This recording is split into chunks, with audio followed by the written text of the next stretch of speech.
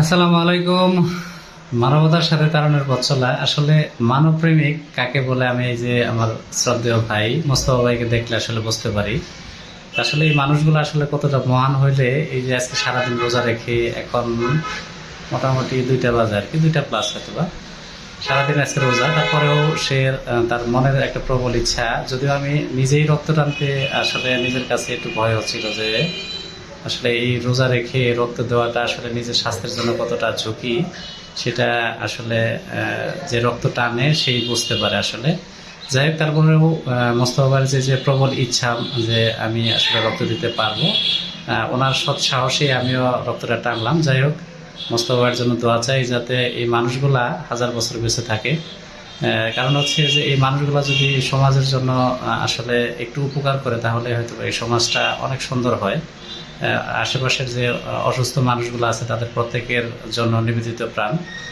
শুধু অসুস্থতা না, বলতে গেলে সমাজের সর্বস্তর মানুষের জন্য আসলে এরা নিবেদিত প্রাণ। আমি চাই এই মানুষগুলোর জন্য সকলেই দোয়া করুক, এবং কি আমাদের এই মানুষগুলো যারা এই মানবতার সেবায় কাজ করে এবং কি মানবতার স্বার্থে নিজেকে সবসময় নিয়োজিত রাখে, এরা যদি সুস্থ থাকে তাহলে হয়তো এই সমাজটা সুন্দর থেকে সুন্দর হবে। আমার খুব ভালো লাগে আসলে ভাইকে দেখলে যে আসলে তার মনের ইচ্ছা ভালোবাসা আসলে সবটুকুই উজাড় করে দিতে চায় আর কি।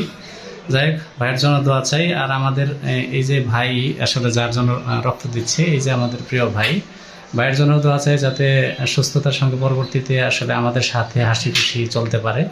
আসলে যে রক্ত দেয় তা যখন যার জন্য দেয় সেই মানুষটা যদি সুস্থ থাকে তাহলে হয়তো বা এই যে যারা রক্ত দেয় তাদের কাছে এইটুকুই পাওয়া যে যখন অসুস্থ মানুষটা এই সমাজে চলে বা তার যে মনের একটা কষ্ট থাকে, আর যখন সুস্থ হয়ে এই সমাজে ফিরে আসে আবার হাসি খুশি আমাদের মাঝে সুন্দর সাবলীলভাবে চলে, আমাদের সাথে গল্প আড্ডা দেয়, তখন আমাদের কাছে এইটুকুই আসলে পাওয়া। আমরা চাই এই অসুস্থ মানুষগুলো সুস্থ হয়ে আমাদের মাঝে ফিরে আসুক, সুন্দর জীবনযাপন করুক। আমি আবারও শ্রদ্ধেয় ভাই মোস্তফা ভাইয়ের জন্য দোয়া চাচ্ছি, সকল কাছে দোয়া চাই। আসসালামু আলাইকুম।